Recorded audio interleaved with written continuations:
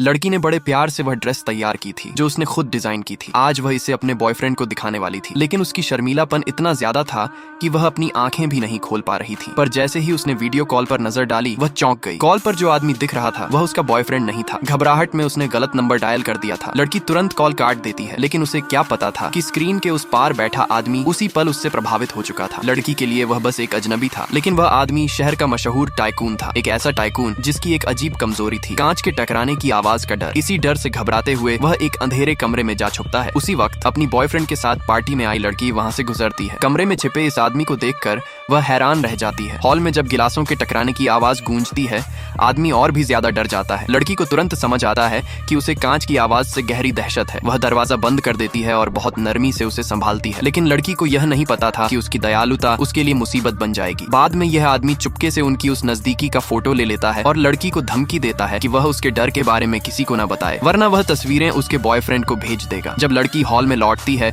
तो अपने बॉयफ्रेंड से उस आदमी की पहचान जानकर उसे एहसास होता है कि उसने एक ऐसे टाइकून को नाराज कर दिया है जिससे पंगा लेना उसके बस की बात नहीं। इसीलिए लड़की तय करती है कि अब वह उससे दूर ही रहेगी, लेकिन किस्मत को कुछ और ही मंजूर था। एक दिन ऑफिस से लौटते समय लड़की को अचानक लिफ्ट में वही आदमी मिल जाता है। वह धीरे धीरे उसकी ओर बढ़ता है और लड़की की धड़कनें डर से तेज हो जाती हैं, लेकिन अगले ही पल वह आदमी उसके ऊपर गिरकर सो जाता है। लड़की डर भी जाती है, घबरा भी जाती है, लेकिन उसकी दयालुता उसे जाने नहीं देती। वह उसे अपने घर ले जाती है और ध्यान से उसकी देखभाल करती है। लड़की की 2 बार की मदद के बाद आदमी धीरे धीरे उससे प्यार करने लगता है, लेकिन लड़की उसे मना कर देती है क्योंकि उसका पहले से बॉयफ्रेंड है। एक दिन किस्मत फिर करवट लेती है। टाइकून को पता चलता है कि लड़की का बॉयफ्रेंड किसी और लड़की के साथ है और वह लड़की उसकी अपनी बेस्ट फ्रेंड है। लड़की उसे लगातार कॉल करती रहती है, लेकिन वह फोन नहीं उठाता। वह चुपचाप कार लेकर उस जगह पहुंच जाता है जहां धोखा उसके इंतजार में होता है। जब लड़की वहां पहुंचती है वह सब देखकर भागना चाहती है, लेकिन आदमी उसे रोक लेता है और कहता है कि वह उसे एक सच दिखाना चाहता है। गाड़ी की खिड़की से लड़की देखती है कि उसका अपना बॉयफ्रेंड